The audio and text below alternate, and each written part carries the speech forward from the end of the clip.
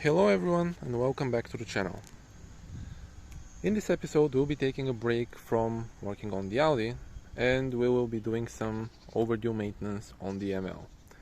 The reason why you haven't seen that much of this car is because in fact it has been quite reliable. Surprisingly, because many people actually think that these old MLs and the GLs from this generation, which are essentially the same car, are quite unreliable. For mine, at least, this hasn't been the case. I have had this car for about 3 years and it has been absolutely perfect.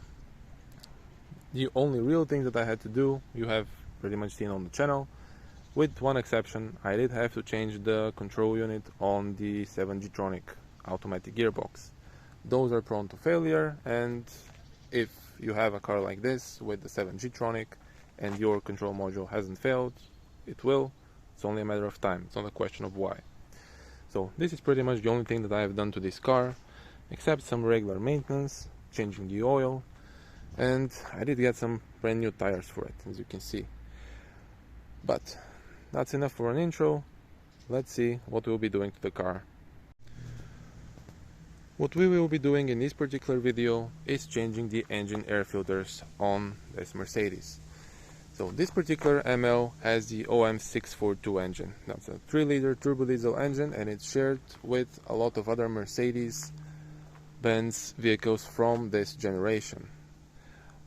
In particular, like we have here, the ML, also the GL X164. Like I said, it's basically exactly the same car, just a little bit longer. They also had it on the CLS, the COK, and I think the S-Class also has that same engine. So what you're about to see here is applicable to pretty much any vehicle with this particular engine. One other thing to note is that the 280 CDI ML, the GL as well, and the 320 CDI ML and the GL, they have the exact same engine. So the only major difference is the turbo. But the engine, the OM642, it's a 3-liter engine, it's exactly the same. So, without further ado, let's get to the work. So, first thing we need to do is popping the hood. And you can see it here, the red lever. Pull on the red lever and the hood is released. Let's open up the hood and see where the engine air filters are located. And as you can see, you can't really see any real place where the engine air filters are. The reason for this is that they're under this big cover, which looks quite dirty and disgusting. So before we continue, I'll need to put on some gloves. I don't really want to get super dirty, and we'll see what we can do about removing the cover and changing the filters. As you can see now, I'm all gloved up and I can start working on the car. The first thing, like I said, is to remove this big engine cover. It's plastic, it just pops right off, but be careful because it is quite heavy for a plastic cover. Take it and put it right here next to the big pile of parts that will be going into this car. But like I said, in this particular video we'll be focusing on changing the air filters. So here is the engine. It actually looks quite good.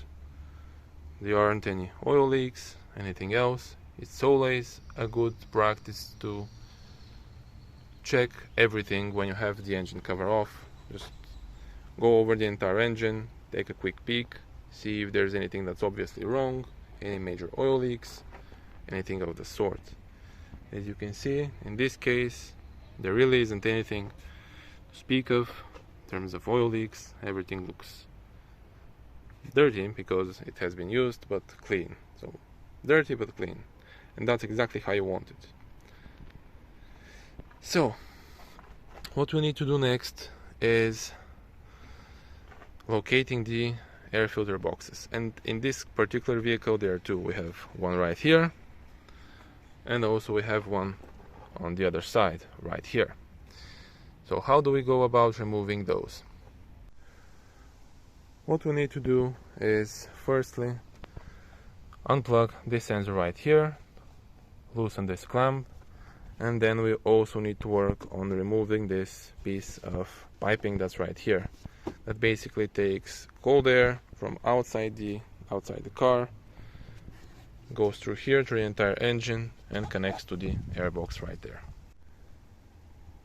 So I'll quickly do this off camera because I'll be needing both of my hands in order to do this, and I'll show you how it looks. You can see I have disconnected the sensor. It's basically a little pinch plug, so you have to pinch it here with your fingers and pull it straight out. And I have also loosened this clamp right here. The next thing you need to do is remove this fastener that holds the airbox to the engine, and that is an E10. It will be perfect if you had a 1/4 inch or a 3/8 inch ratchet with an E10 socket. I only have the bigger one, the 1/2 inch. With this particular socket, so I'll be using that. Like I said, if you have a smaller one, just make it a little bit easier, because there just isn't that much amount of space here. So I'll quickly also remove this, and I'll show you what we're dealing with. Here is with the fastener removed. This is what the fastener looks like. I have this handy dandy little plate which is magnetic. I can put all of my bolts there so that they don't fall in the engine and get lost. And yeah, so here is without removed, and here in the back I can't really show you, but you can see where my finger is right here. You see this cutout right here. There's also another E10 fastener that needs to be removed. It holds the airbox from the back side. So you need to remove this fastener right here. And regarding the ducting, it comes off really easily. You just grab it here, and as you can see right there in the back, you can just remove it. It comes straight out, as you can see right there. This ducting is now free of the airbox. So once we have this fastener right here removed, we should be able to just get this thing out and away from the engine. I'll quickly also remove that fastener off camera, and we'll see the progress that I've made. So here is the fastener that I removed from the back. It's a strange contraption. It's quite long. It has this sleeve here that cannot really be removed from the fastener, but the way this works is this is bolted down way down in the engine bay, and here, as you can see, the markings. This basically acts like a little hook that holds the airbox from the back side. So you don't actually remove this straight up, you just unfasten it a little bit, and you can slide it to the side, so to the back in this case. I still decided to remove it, so just to show you what it looks like, so you know what to expect. So now the airbox should be free. You remember we have also unhooked this little piece of ducting, and now I should be able to just remove it. For some unknown to me reason, it's held down pretty nicely. It seems that this thing is still holding it, even though now it's loose. So it actually goes in there quite deep. So you can see this plastic marking right here. So it's molded marking in the plastic, and it goes this deep, so till there, maybe about 1/2 inch inside this ducting. So that's why it was being held down. So now what you need to do is wiggle this thing out and remove it. This. So I think I'll be needing both of my hands in order to do this, but once it's removed, I'll show you what it looks like from the underneath and where it is connected to the engine from the underneath, because I bet there are some grommets where it goes, and this is why it's giving me a little bit of trouble. So I'll do that off camera, and we'll see how that looks from the underneath. The airbox is now free-ish. because as you can see it is free from the engine bay, but it's stuck right here and it hits the power steering reservoir, and I can't squeeze this plastic piece of ducting around it. There just isn't enough space for it. So what we'll need to do is unbolt the power steering reservoir and just pull it a little bit up and to the sides. You can see there is 1 and 2 inverted Torx fasteners. These are also E10s. I'll quickly remove those and we'll see if I have enough space to remove the airbox. Aside from the 2 inverted Torx screws that I showed you that go right here and here, there's also a hidden one right down there. So underneath this E10 that's holding this bracket for the metal piping, right below it, you can't really see anything here in the dark, but right below it there is another one, and that one holds, that's the 3rd screw that holds the power steering reservoir. As I told you, I don't really have an E10 that's small, and this giant 1/2-inch wrench doesn't really fit in there. So what I'll be using is a 1/4-inch standard, so not really standard but metric 8mm socket that's on a swivel extension in order to get down to it. So this is not really the proper way to do it, because you can strip E10 bolts quite easily doing that, but these aren't that much in there, so it's not really a lot of force to be applied to them, so I think this will work. So we'll be back in a minute when that fastener is also removed. That fastener is also unbolted, and it's quite handy to have one of these little magnets, because otherwise if you try to reach it with your hands, there is a very good chance that you'll drop that in the engine bay and you'll never be able to find it. So let's quickly put this here. Now should be able to bring this up a little bit at least. There seems to be this connection. Okay, that's going somewhere else. I also need to pry this thing. Let's see if I have a screwdriver to do that. Let's see. Come on. Be gone. Release your grip. On a second thought, that would have been easier once the power steering reservoir was connected. So bolted in.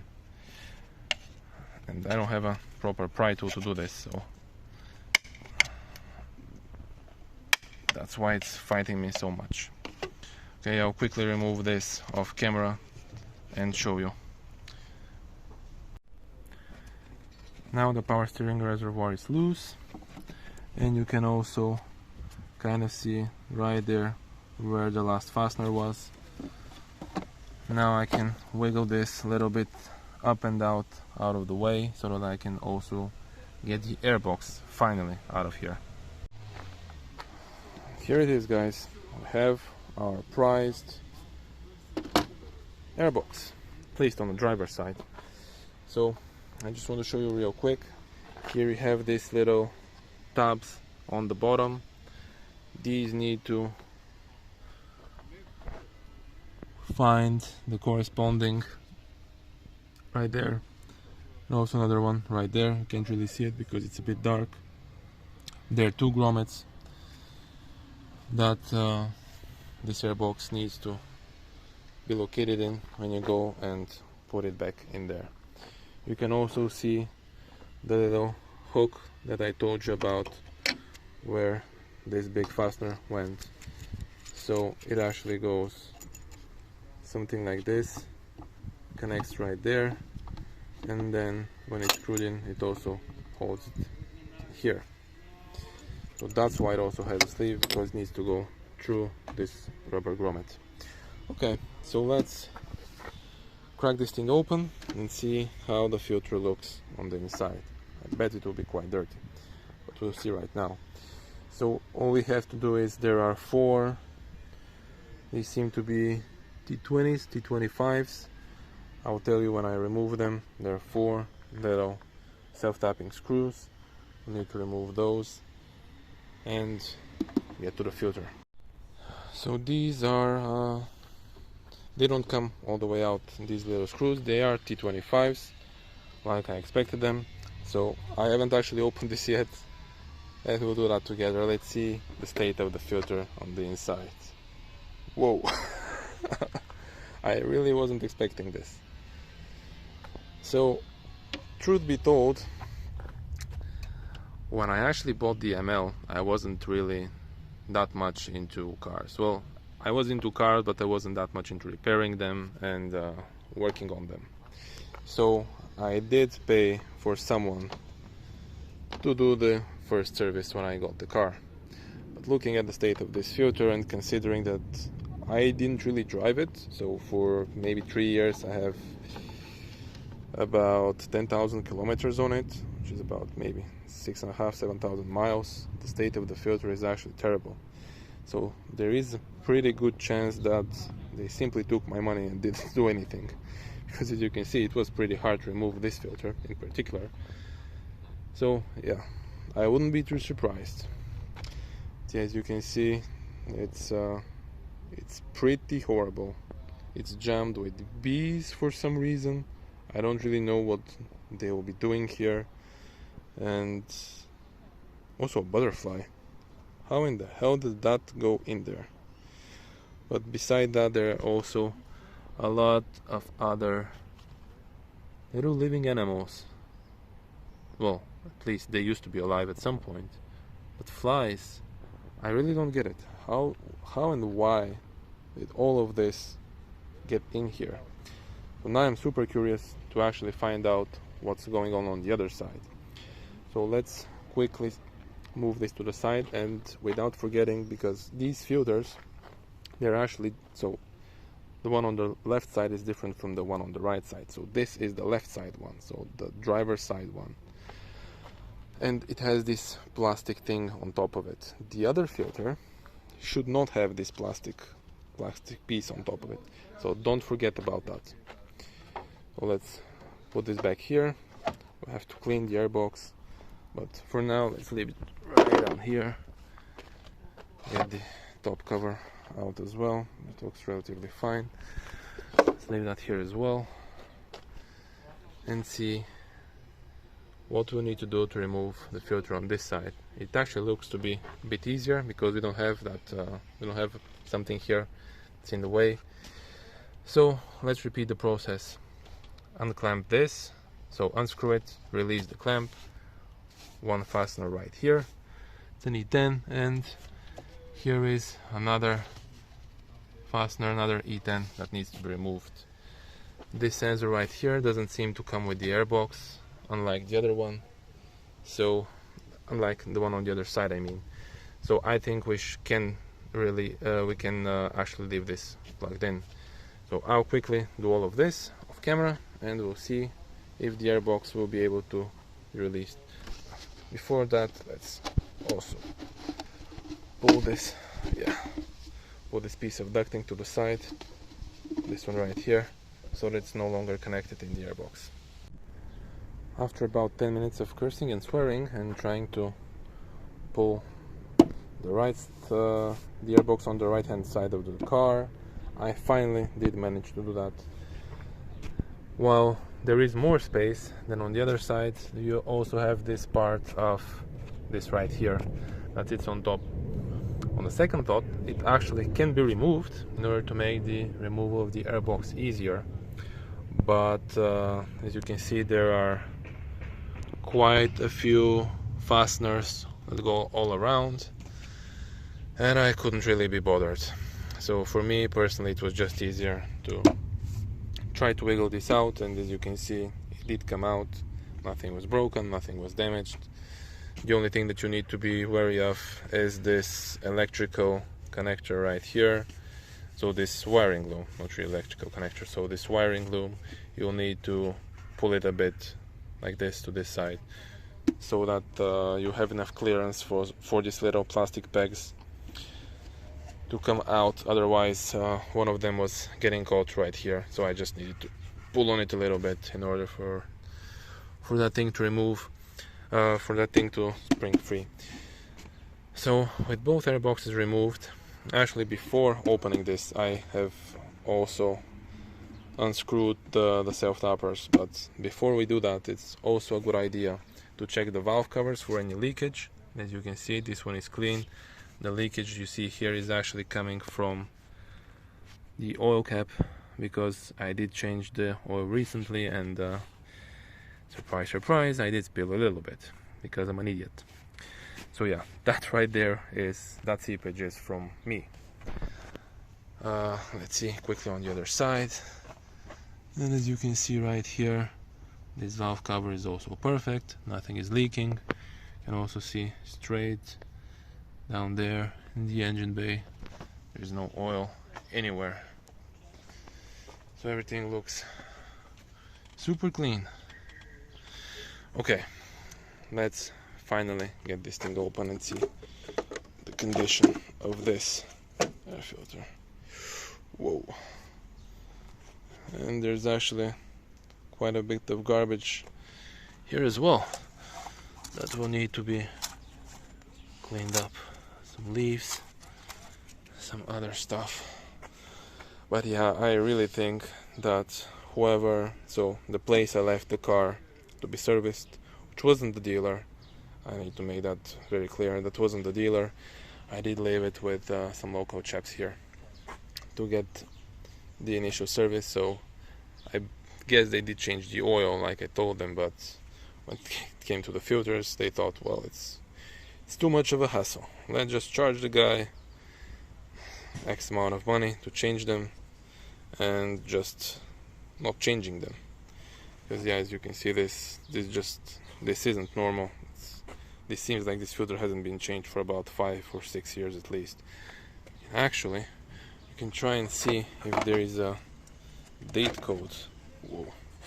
So this garbage is falling in the car. So let's put it right here. Try and remove the filter.